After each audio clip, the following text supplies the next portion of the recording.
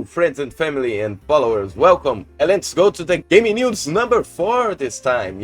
So the first news I want to get you guys into is about Ubisoft. Ubisoft is announcing a new delay policy, it seems. They are reporting that the delays of Assassin's Creed Shadows actually helped with the game overall, engagement, as they have been putting, because the sales aren't public, they aren't official, so we don't have actual numbers. People are looking at player base and stuff like that. But Insider Gaming and EuroGamer reported from an investor call that they say Ubisoft boss Yves Guillaume suggested that this would affect the actual big franchises of Ubisoft, like Assassin's Creed Shadows, Far Cry, The Division, Rainbow Six, and Ghost Recon. There are still some upcoming games this year, like the next annual entry, the Pax Romana, a supposed Prince of Persia Sands of Time remake. I love that game. Oh my god, I used to play that one so much. Oh my god, that game was so good. And a The Division spin-off called Resurgence. There's also a DLC expected for Assassin's Creed Shadows and a Rainbow Six Siege update in June. I don't know, guys. This might be just a PR move on Ubisoft part on this investor call. We don't know if they are actually valuing delays over earnings. They might say something that looks good to actually please the public, but to put your money where your mouth is actually very hard. To see a company that can actually go the extra mile and take cuts instead of distributing layoffs, I don't know, that's very hard to do. And we will see with time if Ubisoft actually sticks to this philosophy. Mike Constanza reports that amidst layoffs in the industry, small indie studios still have the opportunity to grow and create such successes like Claire Expedition 33 and Blueprints. Well, I personally haven't played both of these games. Expedition 33 because it's really not in my lane. I have watched a lot of friends play it. I think it's an amazing game from a technical standpoint, from how many people it took to develop, the time it took to develop. Is really an amazing game, and I think you really should check it out. It looks a lot like Persona 5. It also draws elements and styles from like Final Fantasy franchise series. Also all those timed things in between the turn-based combat. Like there is a game called Worldless that also has similar elements, and I recommend it very much. It's a really cool game. I have played just the initial bits of it, but it's a really cool game.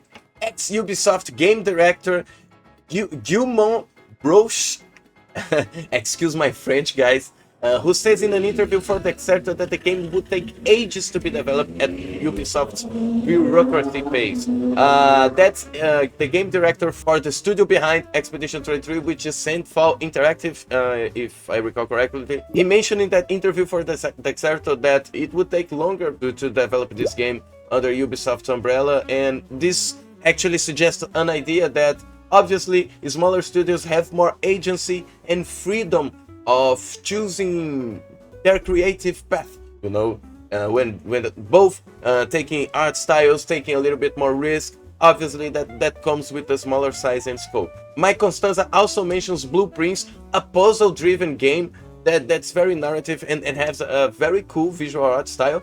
I didn't know about this game until recently, and looking at it after this article, I'm really keen into checking this game out. But even though he mentions this stuff on his article, and yeah, Blueprints and Expedition 33 are cool games and great examples of, indie developers. I myself got a lot of examples of indie developers, one-man dev games that are amazing, like they started Songs of Six, Machinki, Kenshi at its early stages. So there's a lot of games that were made from one guy that have achieved cool levels of success and are given, sequels and are growing. But still, this paints a dire picture from the industry. I think over 35,000 layoffs have been reported since 2020. These are a lot of layoffs, dudes. This means that a lot of jobs have been lost due to incompetence, unplanned growth, gross misconduct, huge payoffs to executives while low-level jobs are being laid off.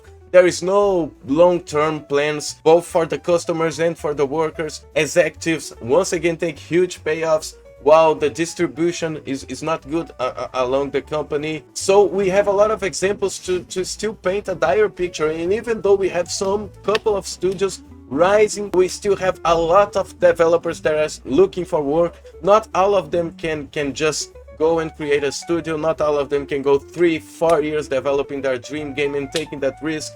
And obviously we still have a lot to fix in this industry. I'm not saying it's everybody's job, but I'm just saying that there is still a lot to improve in this industry before we can celebrate this new level of developing. But if anything, I can have a wishful thinking here and hope for a better future, because if this means that we will have less bloated games with not so immense huge development costs, and less teams. If you have a team of 30 dudes to 100 dudes and 3 to 5 years of development, I know it's not a rule for every game, but it's kind of an average. You can take that. And too much besides that, it starts to get bloated. Too much, Hollywood-esque colossal take on a game that's not necessary, especially like for every game, like every major company is trying to do. And then after flopping, just laying off and wasting all that money and making the industry even look bad for future investment and even future customer acquisition. So let's hope the future is a more leveled experience for both the customers and the developers. Let's hope the future is a future where we have a lot of mid-level companies who are, somewhat successful. They don't need to be the next huge live service thing that engulfs all players in the market. They can just be successful companies that develop regular games, launches some DLCs here and there. Some of them will do some online gaming, and we have a free space for all to hit all target audience. All games, not all games need to be for every people. We have games to reach every niche, and this is the future. I hope to see a leveled experience for both developers and customers. Next, we got reports that Dooms is struggling to get new players. Well, these reports come from places like Game Rant, the BBC, and Screen Rant, amongst others. Well, guys, I gotta say, I looked upon the game charts and it does not look that bad. Seriously, Doom Dark Ages has just been released for 1 month, and if we take Steam charts to analysis, it's not the best analysis tool we can have, but it's something we can use. So let's see, first for Doom 2016, it launched on Steam with an average player on the first month of 13,000 players and 31,000 peak players on the first month. Then we got Doom Eternal. It launched with 31,000 players average and 84,000 players peak. That is a huge, insane growth from the last game. This means that basically the peak players almost tripled peak than the last game, and their player average also almost tripled. So they kept their ratio from peak players and average players, and it tripled from the first game to the second one. But I must add, Doom Dark Ages has an average player of 22,000 players and a peak player of 31,000 on Steam charts. Well, let's analyze that. Their average players fell for what I would say 66% of their last peak players on Doom Eternal first month, which reached 31,000. Well, not every game can be better than the last one, but I will say this Doom is also released on Game Pass, so maybe if we just do a weird math over here, I'm not saying this is the actual truth, but let's just pretend that this is like half the players and the other half is at Xbox Game Pass on PC, let's just pretend it is like that.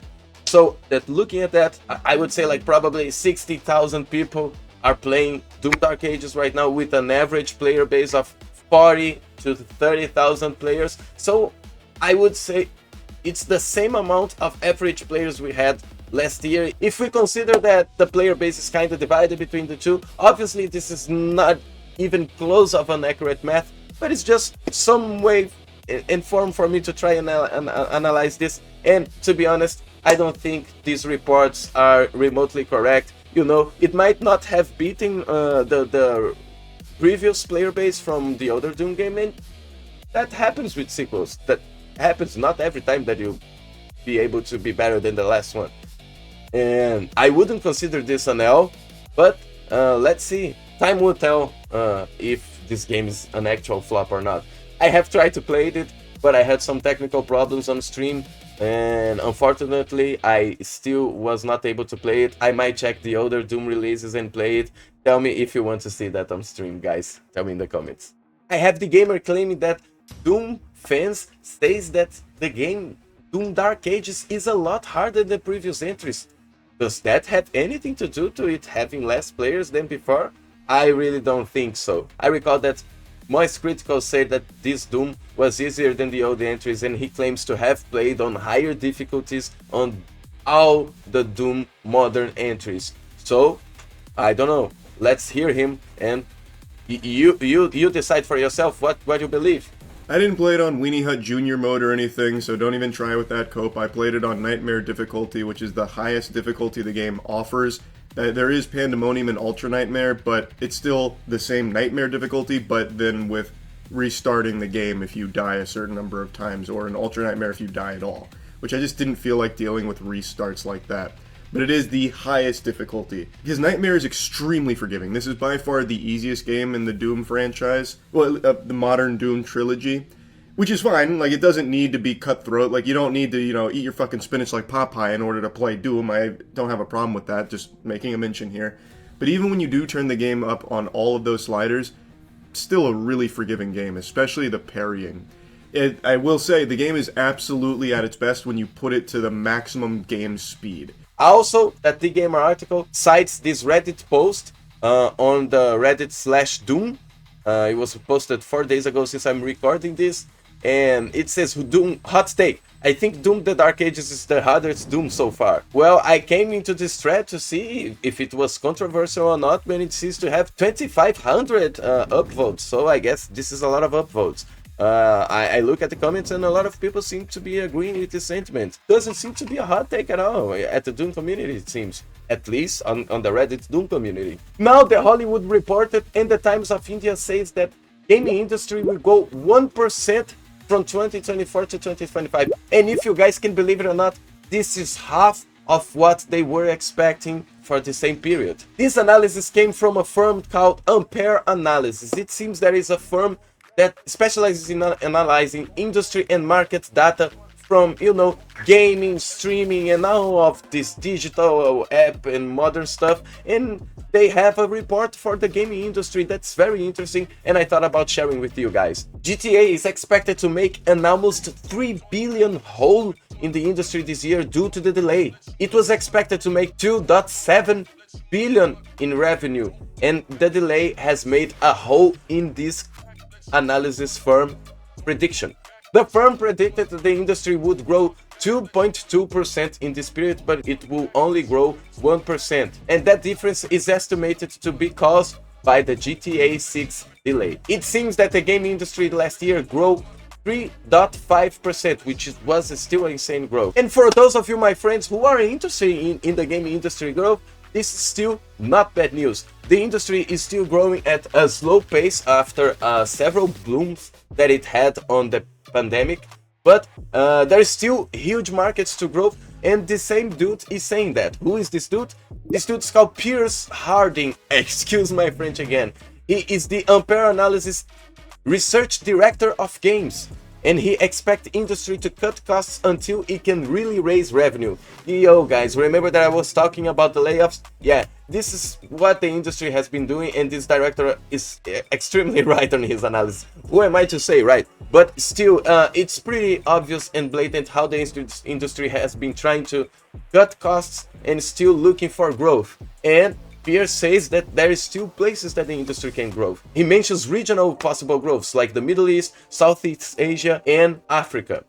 Obviously, there is still a lot of gaming market and possibility to grow for there, both from development studios that might arise and also from customer base that, as technology gets more accessible and third world countries develop, that means more people will get access to technology and more people will be playing digital games. It seems there is a huge untapped market for women are still growing as customers in the market. Believe it or not, they represent a huge amount of percentage. There's still potential for women as a customer base, report says. And also, obviously, gamers are getting old, so there are more older people who can play games. So games directed towards older people, games done for old people will be ever more present in the future. This director also brings a dire point about increasing monetization in games, and this is a reality we can see all around us, between live service and a lot of DLCs. I'm a huge Total War fan, huge Paradox Games fan, and those Creative Assembly and Paradox, oh my god, they are so greedy with so many DLCs. And I got into Euro Truck Simulator and it has so many DLCs, and even though I'm not playing games with actual cash inside, I still feel like I'm being monetized left and right. So yeah, it's 2025, my guys. Alright, my guys, next I got Marathon, and it's the debacle about stolen work from the anti-real artist. Yeah, the first time I saw this, I was on Twitter, and the whole thing developed. I didn't even think that Bungie would be so quick to admit to its fault, but I guess that after so many debacles with stolen artwork, stolen scripts, and everything that has been happening with Bungie, they just went right in and said, yeah, that's right, our bad, we will get into it, we will try to compensate. It's not the first time that they have to compensate an artist for stolen work. If I recall correctly, on another trailer for Destiny 2, which is another Bungie game, they had a problem with stolen artist work that in the end it seems that they would pay the artist, but then again, if I recall correctly, they fired the guy who would pay the artist, and then there was a problem with paying that artist, which is insane. And now they have this another artwork stolen. There are so many footprints that this artist left on their work, and it can be found throughout Marathon's alpha work, which is insane. A lot of styles. Now I have some people saying that the whole game was based on this. Well, it doesn't seem like the whole game was based on this, but obviously several elements of communication were based on it, and several huge lead people like the director Joseph Cross follow Anti-Real on Twitter, which makes this error even more glaring if it was not problematic already. This is a real issue with all the AI stealing from devs, seeing other dev studios, huge studios like this, that I don't know what caused this. If this was because the devs didn't have enough time, you know, to properly develop their game, or I don't know, if it was just a lack of ethics in the workplace. It's really disheartening to read about this. And for those of you who don't know, Bungie is also being sued for a stolen script. You know, I think Red War campaign lawsuit is going on, and Bungie even had a huge fumble because they didn't have the original development files to prove that their work was original. And funnily enough, this content has been vaulted by Bungie, which made a lot of people shocked at the time because this was a paid content. And now, this content that they say, no, we have it, they actually don't have it. And this content could actually help them on the current lawsuit. And it didn't, because they don't have those files anymore. This is crazy. This is just insane. And well, that's it, guys. I hope you have enjoyed the news. If you liked what you see, I hope you subscribe. And the game behind me is Noita. Noita, I don't know. I hope you enjoy it. I love this game. I've been playing it a lot. I will definitely be streaming it more because I don't know if I can beat this game. It's a roguelike. I've been playing, I've been having a lot of fun experimenting and dying while experimenting. But yeah, guys, I hope you have enjoyed the content. Please subscribe, leave a like. Tell me in the comments if there is anything wrong with this video.